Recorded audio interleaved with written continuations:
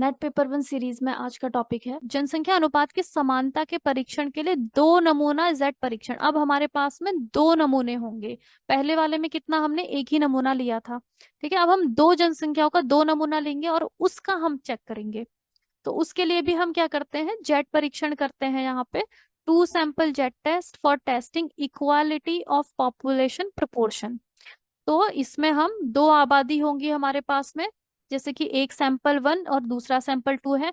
उसमें हमें कुछ प्रोपोर्शन निकालना है, ठीक है। जैसे कि फॉर एग्जांपल हमें देखना है कि कोई एक स्कूल है, स्कूल ए, और दूसरा स्कूल बी है।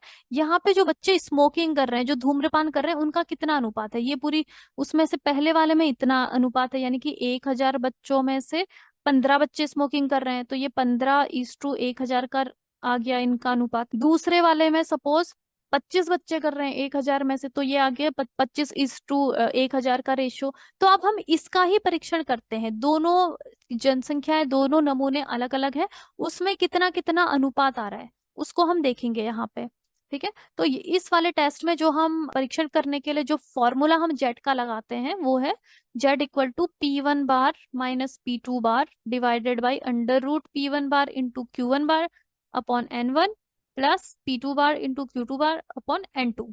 ठीक है, तो P1 बार क्या है? P1 बार पहले वाले नमूने में सफलता का अनुपात, यानी कि जो भी हमें रेशियो दिया हुआ होगा, ठीक है, वो। और P2 बार यानी कि दूसरे वाले नमूने में जो रेशियो हमें दिया हुआ है। और Q क्या होता है? हमेशा Q होता है 1 - P। जितना भी ये P है उसमें से हम क्या करेंगे, 1 - P करेंगे तो हमें Q निकल जाएगा। तो Q1 बार क्या है? 1 - P1 बार।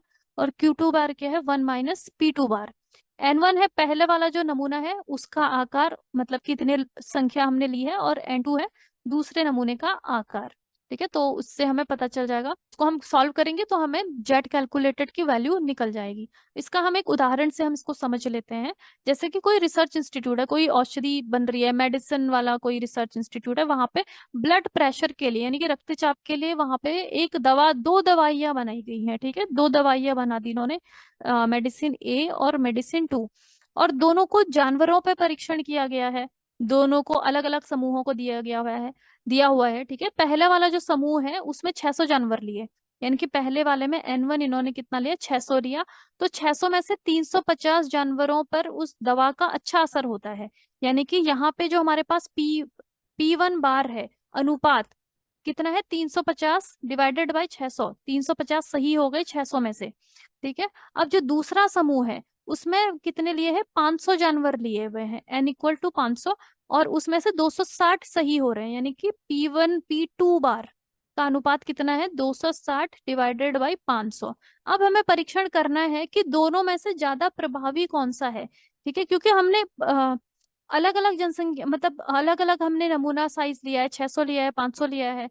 उसके आधार पे अब हमें पता करना है कि कौन सी वाली दवा जो है ज्यादा बेहतर है, दवा ए या दवा बी। और उस पे हमें 5% के महत्व के स्तर पे, तो वही हम जब जेड टेस्ट लगाएंगे तो उसमें 5% का हम अल्फा रखेंगे, ठीक है। तो अब हम इसे सॉल्व करते हैं। तो हम पहले तो परिकल्पना निर्माण करेंगे, H0 यानी कि शून्य परिकल्पना हमारी क्या आ गई? P1 = P2। P1 क्या है? पहले नमूने में सफलता का अनुपात। P1 कितना है? यहाँ पे देखो 250/600। और दूसरे में कितना है? 260/500। P2, ठीक है। तो हमारे जो वैकल्पिक परिकल्पना बन गई, P1 ≠ P2। अब हमें इसको देखना है। तो 5% के महत्व के स्तर पे हम क्रांतिक क्षेत्र बना देंगे 0.025 तो इसकी वैल्यू अगेन हम जब 0.025 की देखते हैं तो 1.96 आता है। हम दोनों का क्या करेंगे? दोनों का हमने क्षेत्र बना दिया, क्रांतिक क्षेत्र बना दिया।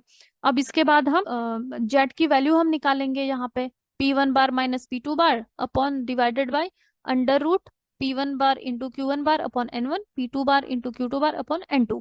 तो यहाँ पे हमें क्या क्या चीजें दी हुई है, देखो। P1 बार कितना है, मतलब रेशियो, पहले में कितना रेशियो है? देखो पहले में 600 में से 350 सही हुए, यानी कि 350 डिवाइडेड बाई 600। तो P1 बार कितना आ गया? 0.58। दूसरे में तो पहले वाले का Q1 बार कितना हो जाएगा? Q1 हमेशा 1 - P1 होता है। P1 कितना है? 0.58। तो यानी कि 1 - 0.58, 1 - 0.58 कितना होता है? 0.41। तो Q1 कितना आ गया? 0.417।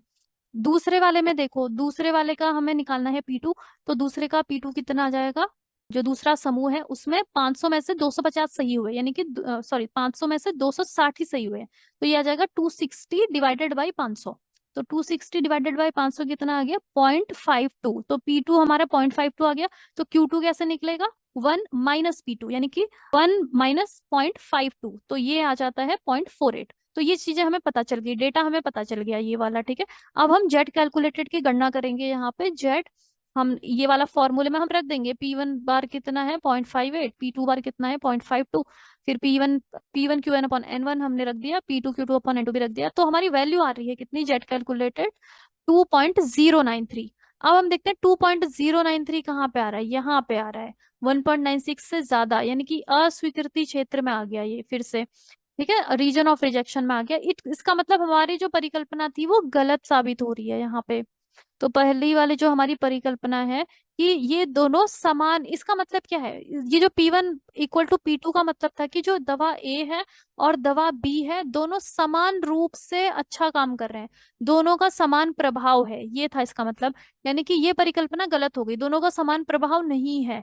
तो हमारा जो वैकल्पिक जो परिकल्पना थी वो सही साबित हो गई है कि ये दोनों का समान प्रभाव नहीं है। तो ये हमारा टेस्ट था, जनसंख्या अनुपात की समानता के परीक्षण के लिए दो नमूना Z test, two sample Z test.